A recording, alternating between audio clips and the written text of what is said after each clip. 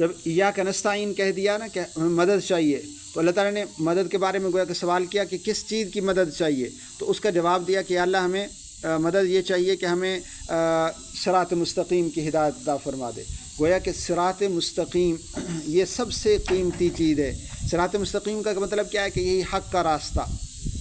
حق کا راستہ، یعنی جس میں توحید و عقائد بھی درست ہوں، اعمال بھی درست ہوں، سارے چیزیں بھی درست ہوں، اس کے مطابق زندگی گزارنا، اس کو صراط مستقیم کہتے ہیں۔ یعنی حق کا راستہ جس میں ادھر ادھر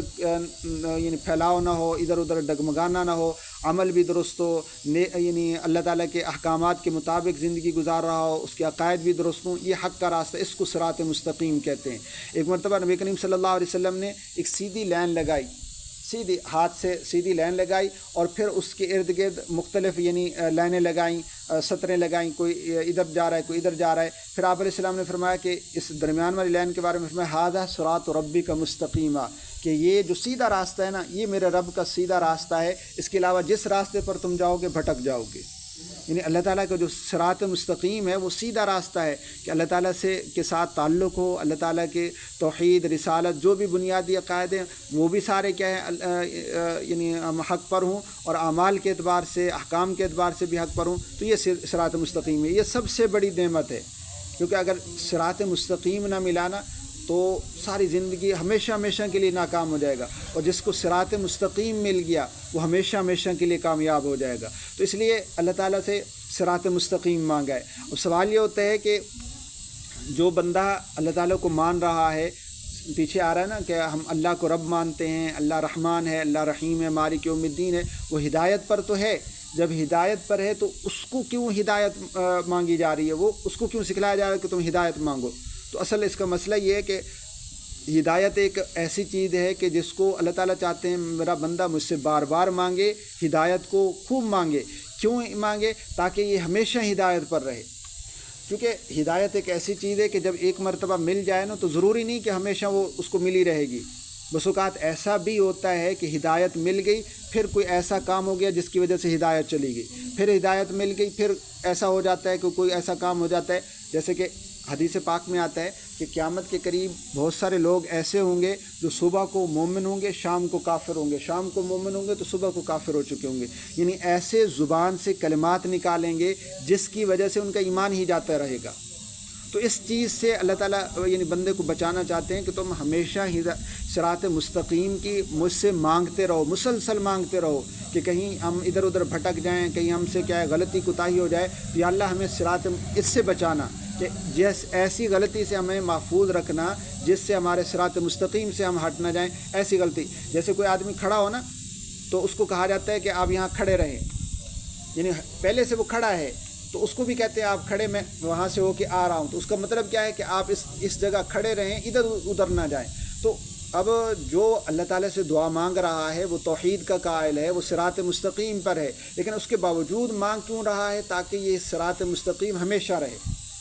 اسی وجہ سے قرآن کریم میں ایک دعا بھی سکھلائی گئی ہے کہ وہ دعا بندے کو کثرت سے مانگنی چاہیے، ربنا لا تزغ قلوبنا بعد اذ ہدیتنا وہب لنا من لدنک رحمہ۔ اے اللہ ہمیں جب آپ نے ہدایت دے دی نا، ہدایت دینے کے بعد ہمارے قلوب کو، ہمارے دلوں کو زنگ آلود نہ کرنا جس سے ہماری ہدایت چلی جائے، اور اپنی طرف سے ہمیں رحمت عطا فرما۔ تو یہ یعنی ہدایت پر جمع رہنے کی دعا، ربنا لا تزغ قلوبنا بعد اذ ہدیتنا وہب لنا من لدنک رحمہ انک انت الوہاب۔ یا اللہ تو ہی دینے والا ہے، تو ہی عطا کرنے والا ہے، تو ہمیں صراط مستقیم پر رکھ، ہم سے ہدایت نہ چھیننا۔ تو یہ یعنی گویا کہ سورہ فاتحہ کے جو افضل دعا کہا جا رہا ہے، یعنی اس کے اندر چونکہ جو بنیادی چیز ہے وہ یہی دعا ہی ہے۔ اس سے پہلے دعا بتلانے کا طریقہ، دعا مانگنے کا طریقہ بتلایا جا رہا ہے، اور پھر آگے دعا کی تفصیل بتلائی جا رہی ہے کہ دعا یعنی صراط مستقیم کیا ہے، اور درمیان میں جو گویا کہ بنیادی چیز ہے وہ صراط مستقیم کی ہدایت ہے کہ اللہ ہمیں صراط مستقیم عطا فرما۔ تو افضل دعا جس کو کہا گیا ہے نا، وہ اسی وجہ سے کہا گیا ہے کہ اس میں سب سے قیمتی چیز مانگی جا رہی ہے صراط مستقیم۔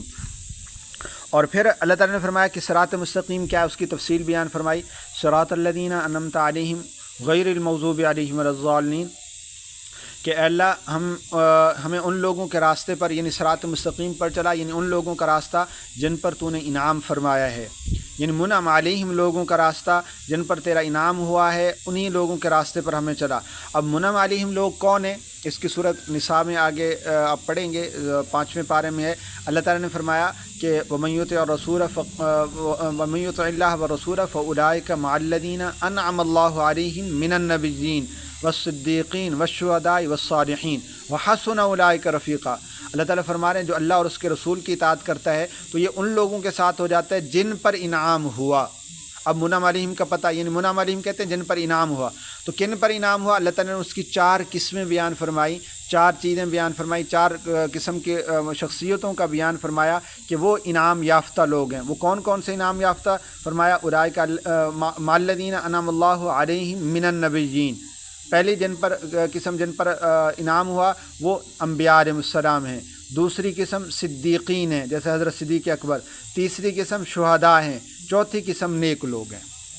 اس کا مطلب یہ ہوا کہ ان لوگوں پر تیرا انعام ہوا ہے تو یا اللہ ہمیں بھی ان کے راستے پر چلا کہ ہمیں بھی انہی میں شامل فرما، صالحین میں شامل فرما اور شہداء میں شامل فرما، صدیقین میں شامل فرما، یا انبیاء علیہ السلام کا قرب نصیب فرما، انبیاء علیہ السلام کے معیت ہمیں نصیب فرما۔ تو یہ یعنی گویا کہ صراط الذین انعمت علیہم کا معنی ہو گیا۔ اور غیر المغضوب علیہم، پھر اللہ تعالیٰ نے یعنی بندوں کو سکھلایا کہ تم یہ بھی ساتھ ساتھ دعا مانگا کرو کہ جن پر غضب ہوا ان لوگوں کا راستہ بھی نہیں ہونا چاہیے، اور جن پر گمراہی ہوئی جو گمراہ ہیں ان لوگوں کا۔ غضب اور گمراہی میں کیا فرق ہوتا ہے؟ ضلالت کہتے ہیں سیدھے راستے پر نہ ہونا، ان کو پتہ ہی نہیں ہے، جہالت ہے، علم ہی نہیں ہے کہ سیدھا راستہ کیا ہے، اس کو کہتے ہیں گمراہی اور ضلالت۔ اور ایک ہے کہ سیدھے راستے کا علم ہے لیکن اس پر جان بوجھ کے نہ چلنا، اس راستے سے ہٹ جانا، گمراہی کا راستہ اختیار کرنا یا اس راستے کے اندر عیب نکالنا، اس کو ان پر جو ہے نا اللہ تعالیٰ کا غضب نازل ہوتا ہے۔ یعنی جان بوجھ کے ایک راستے کا علم ہے لیکن اس کے باوجود کس وجہ سے بغاوت کرتے ہوئے اس راستے پر نہ چلنا، ایسے لوگوں پر اللہ کا غضب نازل ہوتا ہے۔ تو یہ کون لوگ ہیں؟ تو اس کے بارے میں مفسرین فرماتے ہیں کہ مغضوب علیہم سے مراد یہودی ہیں۔ یہودیوں کو اللہ تعالیٰ کے حق راستے کا علم تھا، ان کو سب کچھ پتہ تھا، لیکن اس کے باوجود وہ اس راستے پر نہیں چلتے تھے، تو اللہ تعالیٰ نے ان پر غضب نازل فرمایا، ان کی شکلیں بدل دیں، ان کو بندر اور خنزیر بنا دیا، ان کو آپس میں قتل و قتال کا حکم دیا، کبھی ان کو وادی تیہ میں بھٹکایا۔ وجہ کیا تھی کہ ان کو سب کچھ پتہ تھا لیکن اس کے باوجود یہ اس راستے پر چلتے نہیں تھے، تو اس لیے اللہ تعالیٰ نے ان پر غضب نازل ہوا۔ اور جو ولضالین ہیں، جو گمراہ ہیں، جو ناواقف ہیں، یعنی ان کو پتہ ہی نہیں ہے، جہالت ہے اور جہالت میں پڑے ہوئے ہیں، تو اس سے مراد کیا ہے؟ یہودی ہیں، عیسائی ہیں۔ عیسائیوں کو زیادہ علم ہی نہیں ہے، وہ گمراہی میں پڑے ہوئے ہیں، تو اس وجہ سے ان کے بارے میں فرمایا کہ یہ یعنی ولضالین ہیں۔ تو گویا کہ اللہ تعالیٰ فرما رہے ہیں کہ جن پر تیرا انعام ہوا، نبیوں کا راستہ، اس کا صدیقین کا راستہ اور شہداء اور صالحین کا راستہ ہمیں عطا فرما، جن پر تیرا غضب نازل ہوا ان کے راستے سے بھی ہمیں محفوظ فرما، اور جو گمراہ ہیں ان کے راستے سے بھی ہمیں محفوظ فرما۔ تو گویا کہ یہودیوں اور عیسائیوں کے راستے سے بچ کر کیا ہے نیک لوگوں کا راستے پر چلنا، یہ صراط مستقیم ہے۔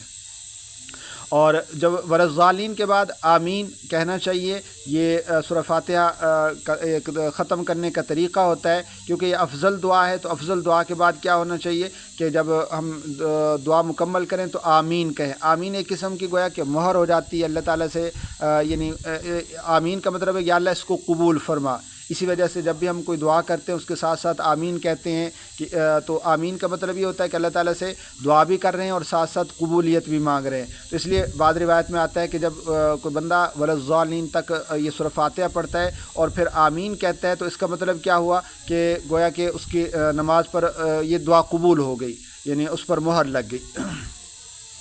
اور یہ آمین جو ہے قرآن کریم کا جز نہیں ہے، اس لیے قرآن کریم میں لکھی نہیں جاتی۔ بس اوقات اگر لکھتے بھی ہیں تو لکھنی نہیں چاہیے، اگر کوئی لکھتے بھی ہیں تو بہت چھوٹا کر کے لکھتے ہیں، تو اس وجہ سے یہ قرآن کریم کا حصہ نہیں ہے، یہ الگ نبی کریم صلی اللہ علیہ وسلم نے ہمیں سکھلائی ہے کہ جب تم سورہ فاتحہ مکمل کر چکو تو آمین کہا کرو۔ اور ایک روایت میں یہ بھی آتا ہے کہ آپ صلی اللہ علیہ وسلم نے فرمایا کہ یہودی تم سے 3 چیزوں کے بارے میں حسد کرتے ہیں، یعنی تمہیں 3 چیزیں ایسی ملی ہیں جو ان کو نہیں ملی، تو اس پر وہ حسد کرتے ہیں۔ ایک یہ کہ سلام کا پھیلانا، یعنی تم سلام پھیلاتے ہو ہر جگہ، جب بھی تمہاری ملاقات ہوتی ہے تم ایک دوسرے کو سلام کرتے ہو، تو اس کا ذکر بھی آگے آئے گا۔ قرآن کریم میں بھی سلام کی کثرت کے بارے میں ذکر آتا ہے، تو یہ ایک بہت بڑی نعمت تمہیں ملی ہے، یہودی اس پر حسد کرتے ہیں۔ اور نماز میں صفیں قائم کرنا، یہ بھی ایک بہت بڑی یعنی تمہیں نعمت ملی ہے۔ اسی طرح آمین کہنا، یہ بھی بہت بڑی نعمت ہے۔ اور اسی طرح یہ سورہ فاتحہ جو ہے یہ بڑی قیمتی صورت ہے، جیسے کہ اس کے فضائل بھی آپ نے پڑھے، اور اس کے ایک نام سورۃ شفا بھی ہے، سورۃ الدعا بھی ہے، میں نے بتلایا تھا۔ اس میں دعا مانگنے کا طریقہ بھی سکھلایا گیا ہے کہ دعا مانگنے کا طریقہ یہ ہوتا ہے کہ سب سے پہلے جب دعا مانگی جائے تو اللہ کی حمد و ثنا کی جائے، حمد و ثنا کے بعد پھر کوئی اعمال کا واسطہ دیا جائے، اعمال کا ذریعہ، اعمال کو ذریعہ بنایا جائے، کیونکہ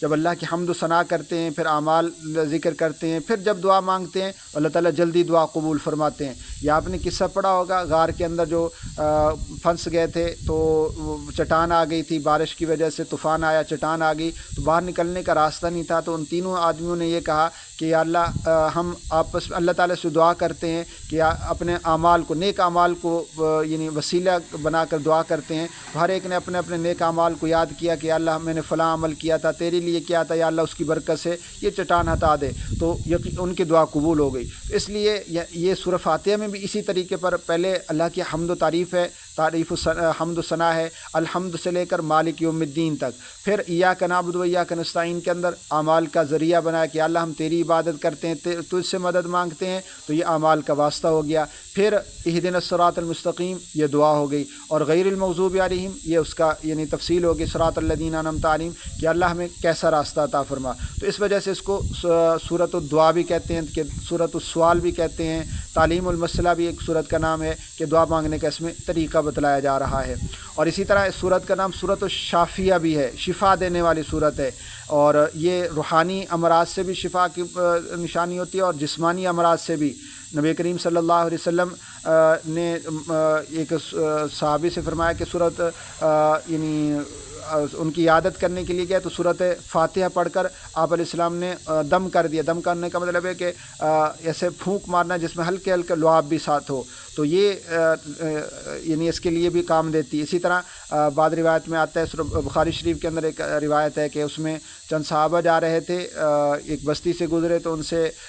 کھانے پینے کی چیزیں طلب کی کہ ہمیں دے دو، ہم مسافر ہیں، تو انہوں نے انکار کر دیا۔ تو بعد میں ان کے سردار کو بچھو نے کاٹ لیا، تو انہوں نے آ کے ان سے پوچھا، انہوں نے بہت حل کیا اس کو بچھو کا علاج کرنے کے لیے، لیکن کوئی کارگر نہیں ہوا۔ تو ان سے کسی نے آ کے پوچھا کہ آپ لوگوں میں سے کوئی دم کرنے والا ہے؟ ہمارے سردار کو بچھو نے کاٹ لیا، کوئی حل نہیں ہو رہا۔ تو وہاں ایک صحابی چلے گئے اور کہا کہ میں دم کرتا ہوں، تو وہاں جا کے انہوں نے سورہ فاتحہ پڑھی اور دم کیا تو وہ ٹھیک ہو گیا۔ تو اس پر انہوں نے اجرت طے کی کہ ہمیں اتنی بکریاں دو گے تو ہم کیا کریں گے، دم کریں گے ورنہ نہیں کریں گے۔ تو انہوں نے واقعی اتنی بکریاں دیں، تو پھر نبی کریم صلی اللہ علیہ وسلم کی خدمت میں آ کے پوچھا کہ یا رسول اللہ ایسے ایسے ہم نے کیا، تو آپ علیہ السلام نے فرمایا بالکل ٹھیک ہے، تم لے سکتے ہو، بکریاں تمہاری ہیں۔ اور پھر آپ علیہ السلام نے حیران ہو کر پوچھا کہ تمہیں کیسے پتہ چلا تھا کہ سورہ فاتحہ کے اندر شفا ہے اور جھاڑ پھونک کے لیے کام آتی ہے؟ اور ایک روایت میں یہ بھی آتا ہے کہ جو بندہ یعنی جب بستر پر لیٹتا ہے اور فاتحہ، سورہ فاتحہ اور قل هو اللہ احد مکمل پڑھ لیتا ہے تو اس کو ہر چیز سے امان مل جاتی ہے۔ تو چونکہ اس میں جسمانی امراض سے بھی حفاظت ہے، تو اس لیے دم کے لیے بھی کہیں کوئی یعنی جیسے کہ بعض روایات میں بھی آتا ہے یہ شفا من کل داء، ہر بیماری کے لیے شفا ہے، روحانی بیماری کے لیے بھی شفا ہے، جسمانی بیماری کے لیے بھی شفا ہے۔ تو یہ بہت قیمتی صورت ہے، اسی وجہ سے اللہ تعالیٰ نے اس کو بار بار پڑھنے کا ذکر فرمایا، بار بار پڑھنے کی تلقین فرمائی۔ نبی علیہ السلام نے اس کو بار بار فرمایا کہ ہر نماز کے اندر پڑھا کرو، اٹھتے بیٹھتے اس کو پڑھنا چاہیے، اور پڑھتے ہوئے اس کے معنی کو، ان کی فضیلت کو، اس کے آیات کی تفسیر کو استحضار کر کے پڑھیں، تو پھر انشاءاللہ اس کے پڑھنے کا مزہ الگ ہوتا ہے۔ ہم قرآن کریم کو پڑھتے ہیں، قرآن کریم کے الفاظ کو پڑھتے ہیں، لیکن جب ان کے معنی کا استحضار نہیں ہوتا، ہمارے ذہن میں نہیں ہوتا، ہم تو ایک رٹے رٹائے لفظ پڑھ رہے ہوتے ہیں، تو اس کی وجہ سے اتنی وہ کیفیت پیدا نہیں ہوتی۔ وہ ایک جو کیفیت ہوتی ہے نا، جب ہم اللہ تعالیٰ کے کلام کو پڑھ رہے ہیں، اللہ تعالیٰ ہم سے مخاطب ہیں، ہمیں کچھ فرما رہے ہیں، کیا فرما رہے ہیں ہمیں کچھ پتہ نہیں ہوتا۔ جب ہم قرآن کریم کو اس طرح پڑھیں گے نا کہ ہمیں الفاظ سمجھ آ رہے ہوں گے، ہمیں پتہ ہوگا کہ ہمارا رب ہم سے کیا کہہ رہا ہے، تو اس وقت جو قرآن کریم کے پڑھنے کی کیفیت ہوگی وہ اور ہوگی۔ وہی آدمی اس کو سمجھ سکتا ہے جو اس کیفیت سے گزرا ہے۔ تو اس لیے ہمیشہ کوشش کرتے رہنا چاہیے کہ قرآن کریم کو جو صورتیں ہم پڑھ رہے ہیں ان کو سمجھ کے پڑھیں۔